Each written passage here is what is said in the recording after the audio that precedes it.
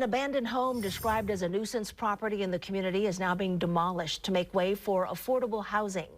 Neighbors gathered to watch the demolition of the distressed, burned-down home on Northeast Killingsworth.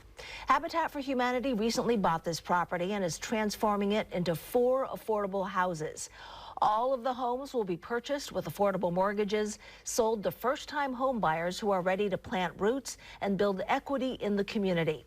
Today we spoke with the president of Habitat for Humanity Portland Division about the project and the need for more housing in the area.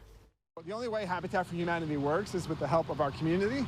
It might be over 6 months or even a year before we need volunteers out at this site, but right now we've got over 60 homes under construction across the region, and we need volunteers to come out and help build. Every time we open up our application to accept home buyers into our program, we have over 1,000 applicants, and that's tenfold from what we used to experience.